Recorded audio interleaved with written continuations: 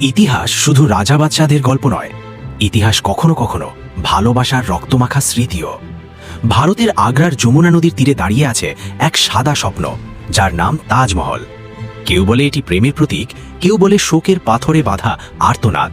কিন্তু প্রশ্ন হলো, এই সৌন্দর্যের আড়ালে লুকিয়ে আছে কোন ইতিহাস?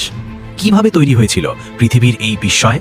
চলুন সময়ের পাতায় ফিরে যাই প্রায় 400 বছর পেছনে।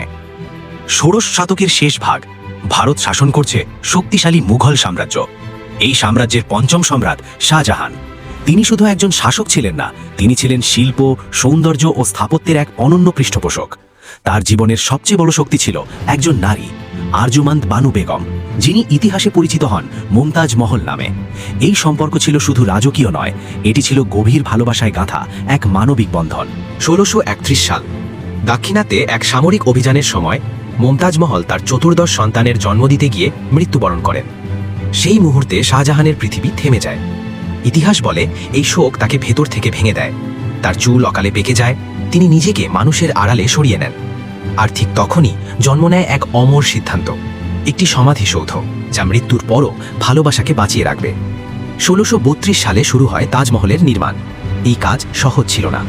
প্রায় 20,000 শ্রমিক ও কারিগর, ভারত, পারস্য, তুরস্ক ও মধ্য এশিয়া থেকে আনা হয় দক্ষ শিল্পীদের। রাজস্থানের মকরানা থেকে আনা হয় সাদা মার্বেল, চীন থেকে জেড, শ্রীলঙ্কা থেকে নীলাঙ্কন থামনি, পারস্য থেকে মূল্যবান পাথর।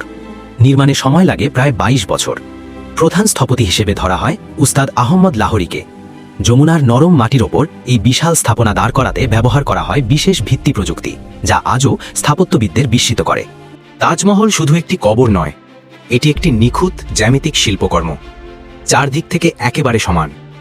মিনারগুলো ইচ্ছাকৃতভাবে সামান্য বাইরে হেলে বানানো, যাতে ভূমিকম্প হলে মূল গম্বুজের ওপর না পড়ে। মার্বেলের গায়ে খোদাই করা আছে কোরআনের আয়াত, এত নিখুঁতভাবে যেন উপরের লেখাগুলো নিজের মতোই বড় দেখায়। দিনের আলো বদলালে তাজমহলের রঙও বদলে যায়। সকালে গোলাপি, দুপুরে সাদা, রাতে চাঁদের আলোয় রূপালী। কিন্তু এই সৌন্দর্যের গল্প সুখের ছিল না শেষ পর্যন্ত। 1658 সালে শাহজাহানের পুত্র ঔরঙ্গজেব ক্ষমতা দখল করেন। শাহজাহানকে বন্দী করা হয় আগ্রা ফোর্টে। জীবনের শেষ 8 বছর তিনি জানালার পাশে বসে দূর থেকে তাকিয়ে দেখতেন তাজমহল, তার ভালোবাসার শেষ স্মৃতি।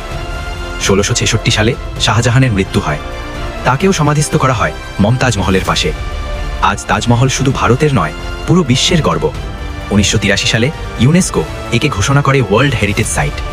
তাজমহল আমাদের শেখায়, শক্তি ধ্বংস হয়, সাম্রাজ্য পতন হয়, কিন্তু সত্যিকারের ভালোবাসা পাথরেও অমর হয়ে থাকে।